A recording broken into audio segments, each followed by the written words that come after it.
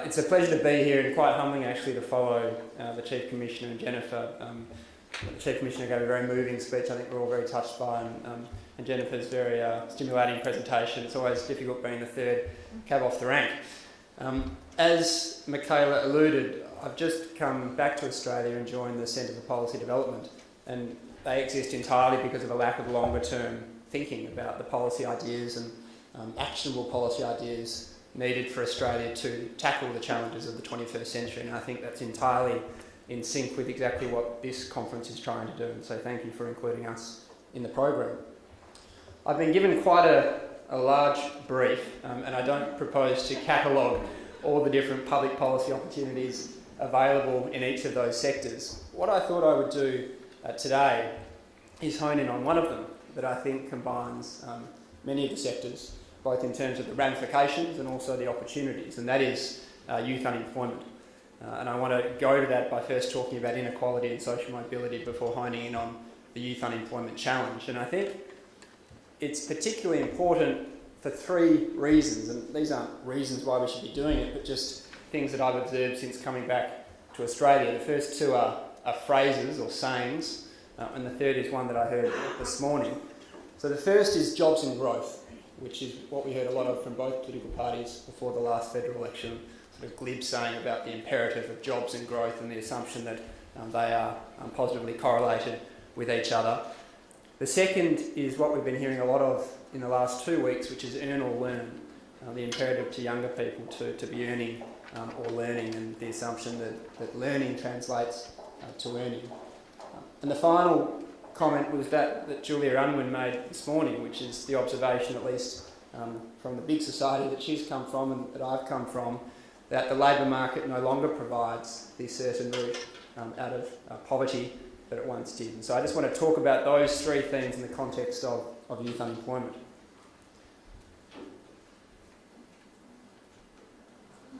There we go. As was said in the introduction, one of the things I did before I came home was work for the Oxford Martin Commission, which was chaired by Pascal Lamy, who was the Director General, or recently the Director General of the World Trade Organisation. And what that commission was trying to do was to take a set of challenges that are common to countries all across the world. And it featured ministers from India, China, South Africa, academics like Nick Stern, Martin Rees and others. And their frustration, I suppose, was the knowledge-action gap, that there was a lot known about challenges that are reshaping the global economy and society, but not a lot of equivalent political will to move the dial forward.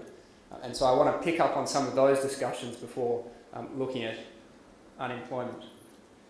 One of the interacting megatrends that the Commission focused on was this question of mobility.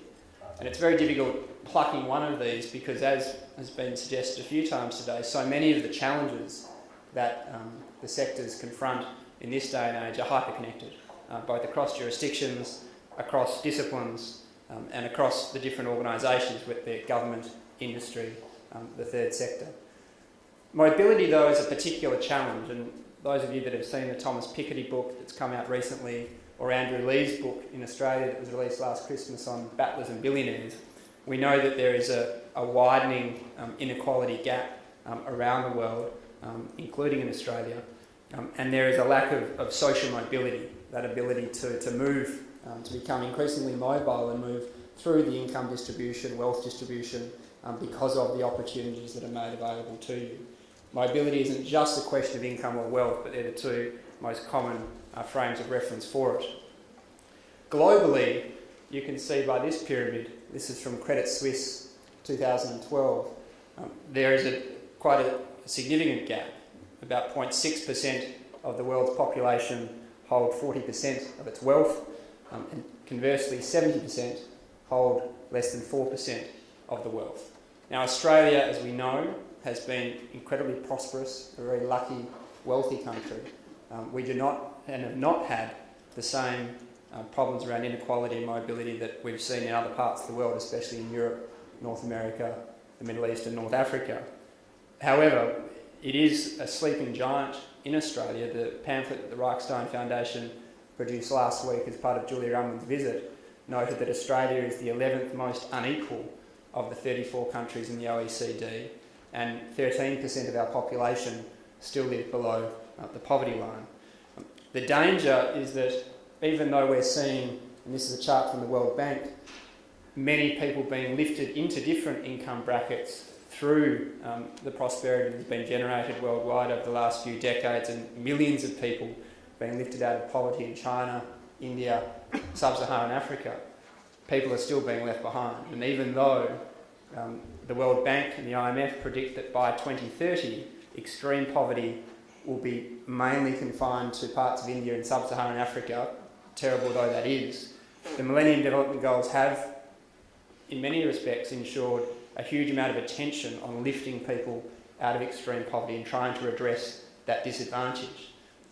Be those successes as they may, there is still an incredible amount of work to be done, as I'm sure everyone in the audience is well aware. So that brings me to the challenge that I want to focus on, having done a little bit of the global scene setting, and that is how we can promote public policy leadership in times of leaner government and in an era of accelerated structural change in the global economy to avoid what people are describing as a jobless generation. I note the Premier's comments this morning about improvements in the youth unemployment ratio in Victoria, which are encouraging. The only thing I'll say about that is that the recent figures show that more than 1 in 3 Australians that are unemployed are between the ages of 15 and 24. The Australian Bureau of Statistics says that the unemployment rate tends to overestimate the problem, the unemployment ratio tends to underestimate it. The answer is normally somewhere in the middle. But a youth to adult unemployment ratio of more than 3.5 generally implies that there is a disproportionate burden being borne by the young. And I think we're seeing, and I'll show some statistics in a moment, that the problem of youth unemployment nationally, including in regions around Victoria, is particularly stark, and we need to think very creatively about how to overcome it. Now, just to reiterate, the youth unemployment problem that we have in Australia is nothing like you see because of the global financial crisis in Europe, parts of America, Africa, but that's no reason to be complacent. A snapshot of the youth unemployment figures that were released by the Brotherhood of St Lawrence in February of this year, drawing on publicly available data, show that the problem is becoming even more pronounced in Australia. So this is the trend line since 1978, and you can see a gradual improvement and then an uptick following the GFC in 2008. If we hone in on 2012, 2014, we see the rate of youth unemployment rising from 12% to around 15%. Perhaps even more alarming is the percentage of those young that are unemployed remaining unemployed for the long term, and 18% of all those young people who are unemployed are in the long-term unemployment queue, in many cases giving up on seeking education or training. This has generated a number of regional hotspots in Australia, even though the rate is double that of the adult population. And as I've said, the rate of long-term is about 18% of that figure. In some parts of Australia, you're seeing between 20 and 30% rates of youth unemployment. Hence the fear that there is going to be a generation of young people, a bit like we're seeing in other parts of the world, permanently out of the labour market. Just a few summary points about the facts, and I think there's always been, in times of recession, an upsurge in the numbers of young people that are unemployed. The more concerning statistic, as I've said, is that percentage that are unemployed across the long term, which is why this notion of earning or learning, I think, needs to be explored a little bit further. The paradox at the moment, and McKinsey found this when they did a big report on connecting education to work last year, surveying a number of countries around the world, is that it is not necessarily the case that education, be it higher education or vocational education, is leading to labour market opportunities. In fact, in their survey, they found that joblessness amongst US college graduates, university graduates, is the highest since the 1970s, that 1 in every 2 young people do not think the skills that they are acquiring in education post-school are improving their chances of employment, and On the contrary, employers are blaming a lack of skills, in about 40% of cases, they're blaming a lack of skills for the entry-level vacancies that are existing in the job market. So there is this paradox between jobs being available and the perception amongst employers that the skills they desire are not being generated by the education market. The final point is that many of the people that do go into post-school education, be it vocational or higher education, end up working in an area that is unrelated to their job, to their training, which means that this idea of agility, enabling employment transitions, not just for young people but for older Australians, is going to become increasingly important as we talk about the knowledge economy and the importance of human capital and fostering those employment transitions away from something that you have been originally trained in. I just want to quickly unpack this idea of the link between economic growth and job growth. Macroeconomic models are built upon a desire for near full employment. And Australia, for much of the last 10 years, has had an unemployment rate that's hovered between 4 or 5%, one of the best in the developed world. Some work that was done last year in Oxford by Carl Frey and Michael Osborne, Michael, a West Australian, showed that technological change is going to drastically change the labour market as we know it. Now, technological change in prior periods of history has generated expansion in the labour market, but there is a lot of thinking being done to say that that might not be the case this time around.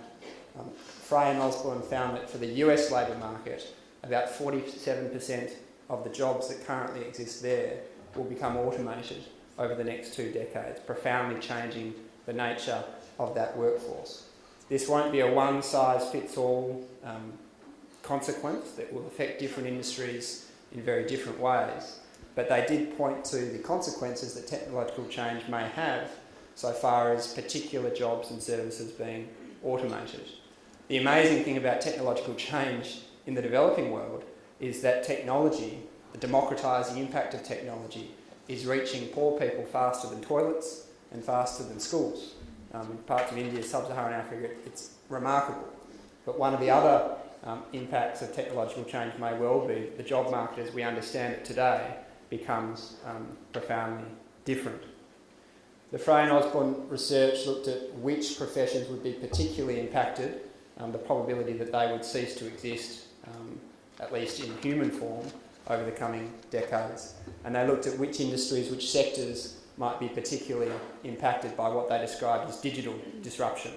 And Deloitte has done a similar thing in Australia by looking at the long or short fuse, big or small bang for the different sectors of the labour market in Australia.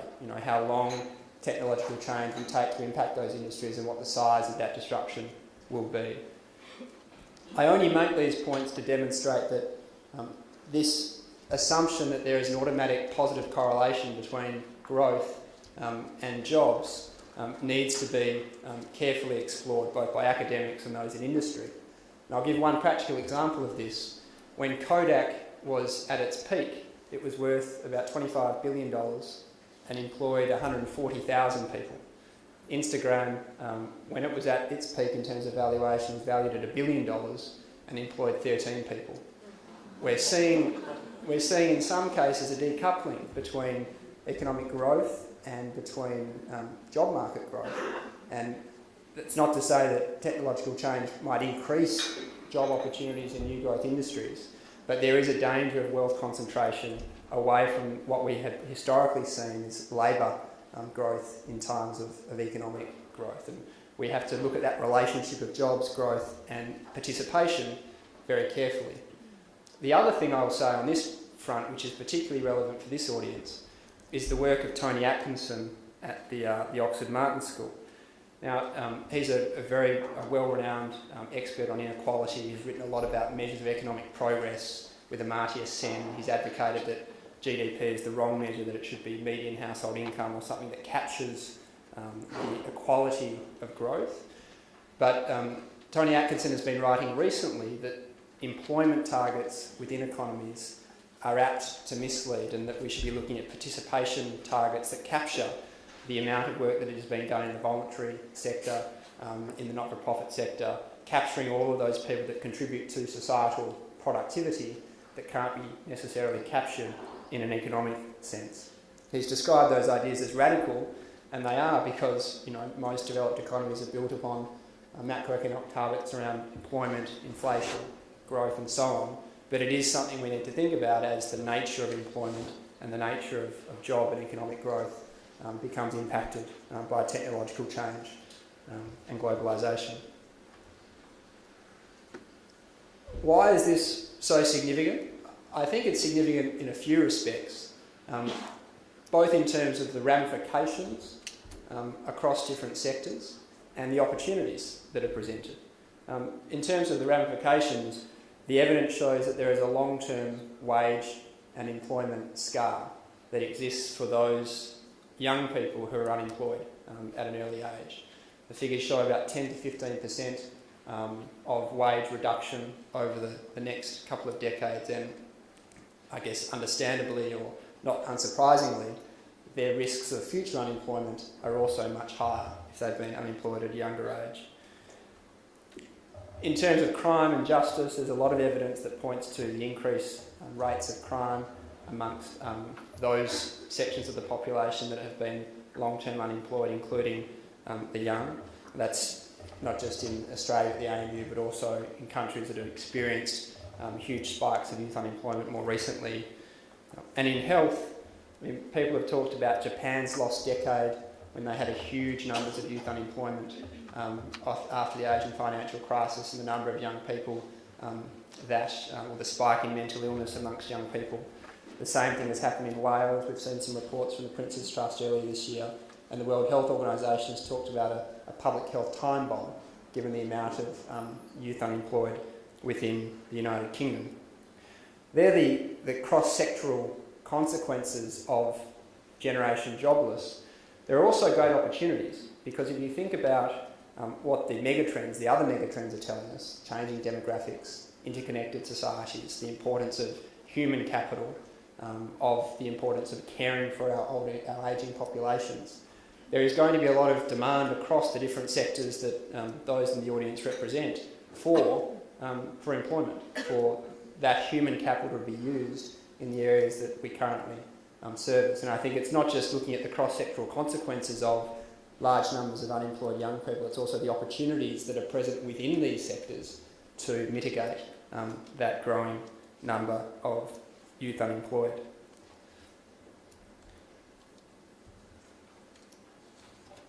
Leadership opportunities is the last thing I want to touch on before we go to Q&A, and that was really the premise of the talk, the opportunities, the public policy opportunities that exist across the sectors. And I thought it would be appropriate to, I guess, try to capture some of the leading ideas on this around the world.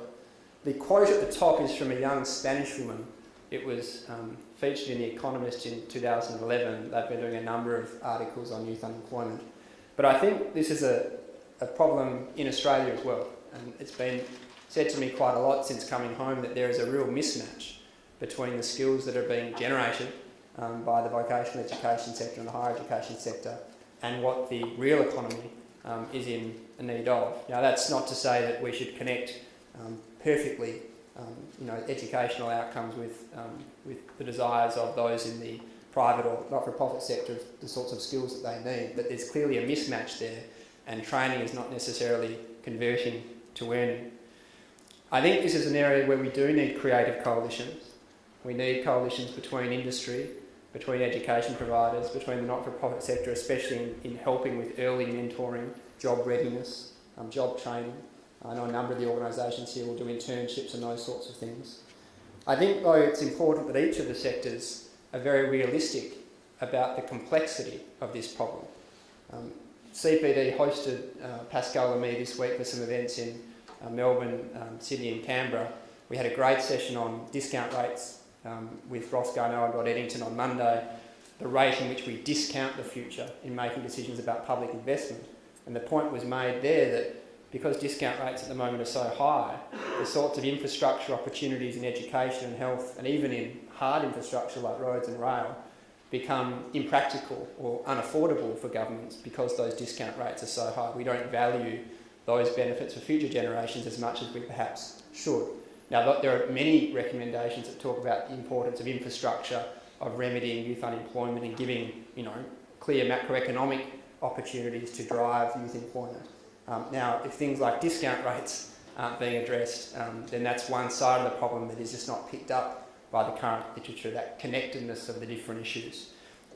On Tuesday in Canberra, Pascal Lamy sat down with the Australian Treasury, Martin Parkinson, and members of the G20 steering committee that were looking at the youth unemployment track. And the point that was made there was that this is a problem that is common to all countries around the world at the moment. Everyone wants to be dealing with it, but the domestic drivers are very different. And in fact, Australia is held up across the world, a bit like Germany, as having a brilliant vocational education sector. And the exportability of that market has been looked at. Germany is trying to do it, and in fact Germany's dual system, where the industry and the vocational education provider, I think, seems to be a much better way of connecting skills to employment outcomes than the way that we do it here in Australia. But that balance between supply-driven and demand-driven programs needs to be further explored.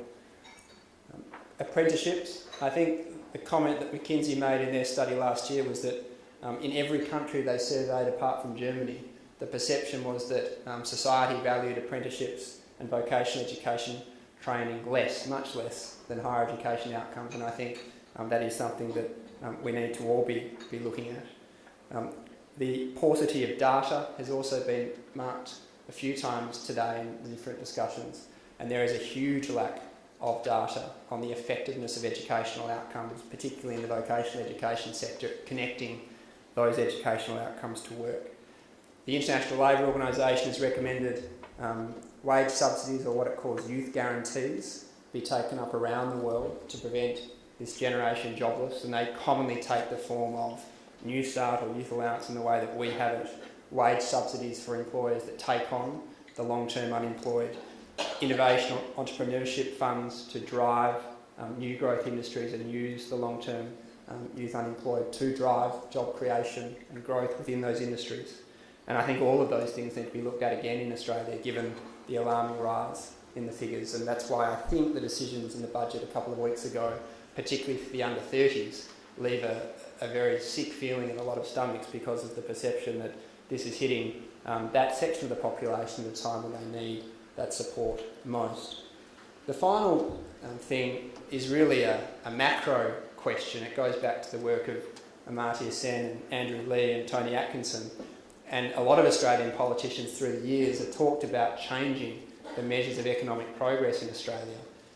Treasury does use a wellbeing framework, a wellbeing index to measure the impact of government policies. The intergenerational report, which has to happen every 3 to 5 years, also picks up on this. But there is a fixation still in Australia, just like many other countries, on GDP growth. And the assumption that if we increase GDP, that it will positively translate to all sections of the community. And I think we need to broaden our measures of economic progress and come up with other targets, other headline figures that capture the growth of the middle member and the lower members of the society, not just the productivity of the economy as a whole. But anyway, they're just some ideas, some opportunities that all of the different sectors can consider. But creative coalitions to tackle this endemic problem of youth unemployment will be needed more than ever. Anyway, thank you very much for listening.